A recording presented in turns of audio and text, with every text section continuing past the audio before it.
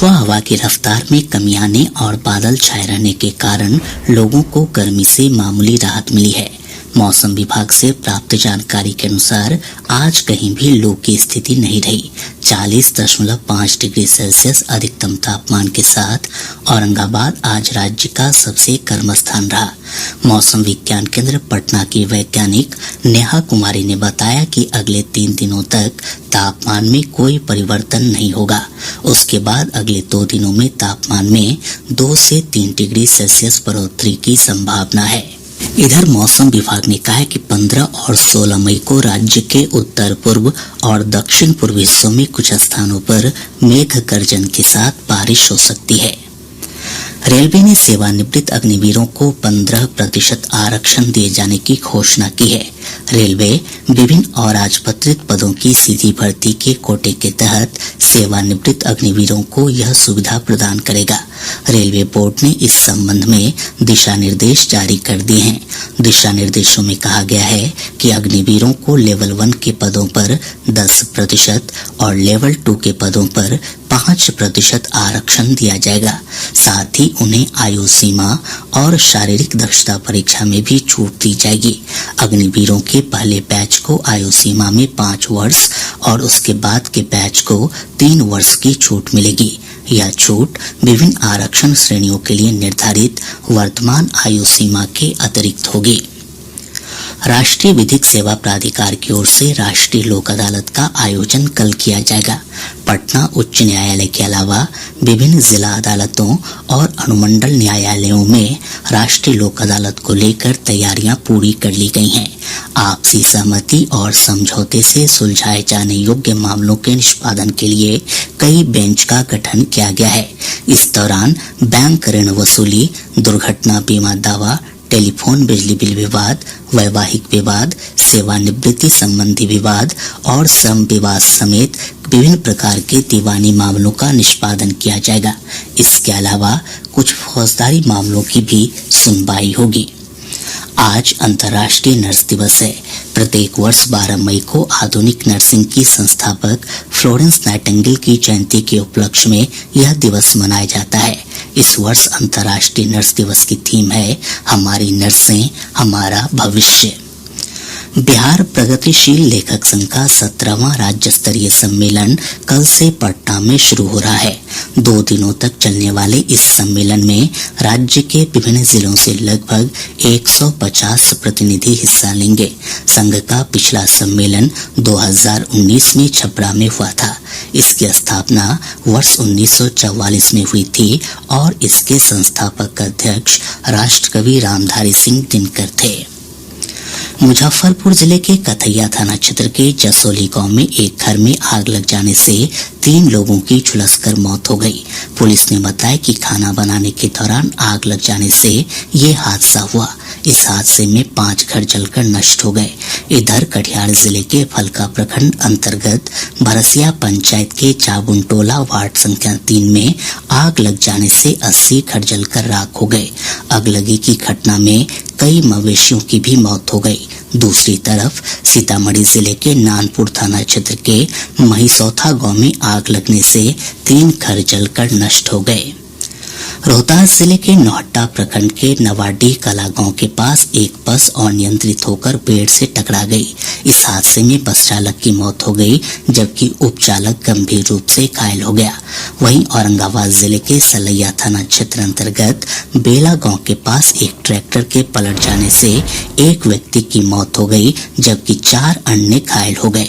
दूसरी तरफ खगड़िया जिले के महेशखूट थाना क्षेत्र अंतर्गत नया नगर बन्नी के पास सड़क हादसे में एक वृद्ध की मौत हो गई।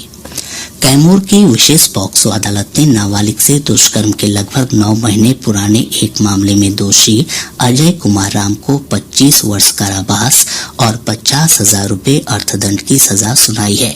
वहीं बक्सर की पॉक्सो अदालत ने नाबालिग भानु से दुष्कर्म मामले में दोषी पप्पू राम को 10 साल कारावास की सजा सुनाई। साथ ही इस मामले को छिपाने का दोषी पाते हुए पप्पू राम के माता पिता को भी 7-7 वर्ष जेल की सजा सुनाई गई है।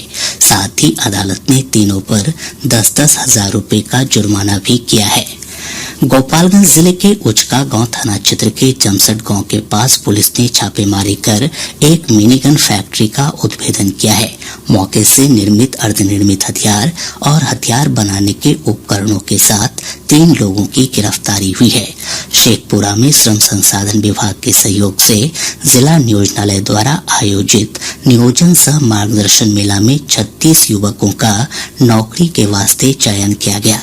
महाराष्ट्र के पुणे में आयोजित प्रथम राष्ट्रीय कूडो प्रतियोगिता में अररिया जिले के 7 खिलाड़ियों ने स्वर्ण पदक और 1 ने रजत पदक जीता है। प्रधानमंत्री नरेंद्र मोदी ने कहा है कि जीवन में प्रौद्योगिकी का उपयोग कर हम केवल सूचनाओं तक पहुंच बना सकते हैं, प्रौद्योगिकी हमें सही दृष्टिकोण नहीं दे सकते। श्री मोदी गुजरात के गांधीनगर में अखिल भारतीय प्राथमिक शिक्षक संघ के द्विवार्षिक सम्मेलन को संबोधित कर रहे थे।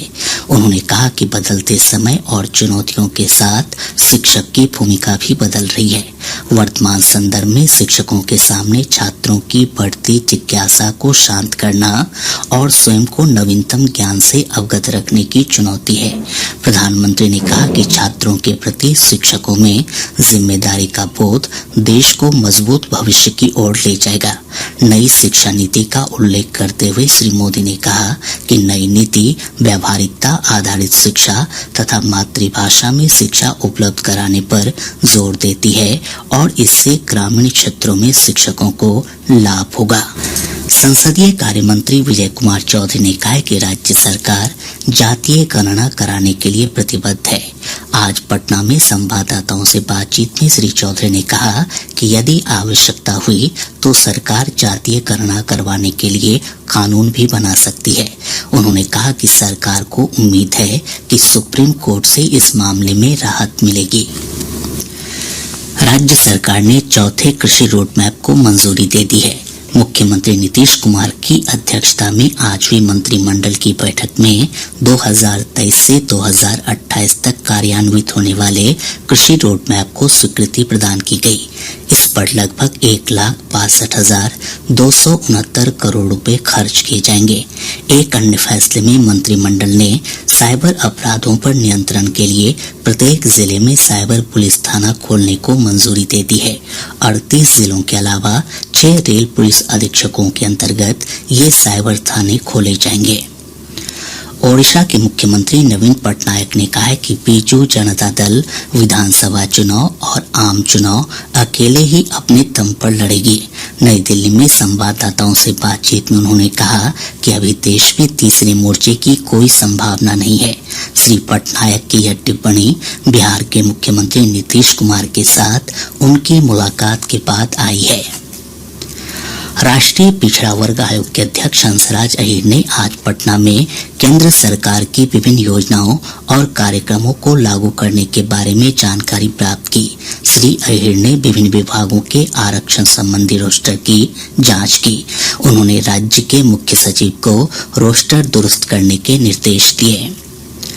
राज्य निर्वाचन आयोग ने कहा है कि नगर निकाय चुनाव में किसी प्रत्याशी की मौत के कारण स्थगित हुए चुनाव में फिर से सभी प्रत्याशियों को नए सिरे से नामांकन पत्र दाखिल करना होगा। इस संबंध में आयोग ने सभी जिला निर्वाचन अधिकारियों को आदेश निर्गत कर दिया है। साथ ही आयोग ने यह भी स्पष्ट किया है कि एक नगर निकाय क्षेत्र के मतदाता दूसरे वार्ड से भी चुनाव लड़ सकते हैं। केंद्रीय माध्यमिक शिक्षा बोर्ड सीबीएसई ने 12वीं और 10वीं कक्षा का परीक्षा परिणाम घोषित कर दिया है। दोनों ही परीक्षा परिणामों में लड़कियों ने बाजी मारी है। छात्र अपना परिणाम बोर्ड की आधिकारिक वेबसाइट cbse.gov.in और results.nic.in पर देख सकते हैं। सीबीएसई ने कहा है कि 12वीं में कुल 87.33% परीक्षार्थियों को सफलता मिली है। 90.68% छात्राएं जबकि 84.67% छात्र उत्तीर्ण हुए हैं।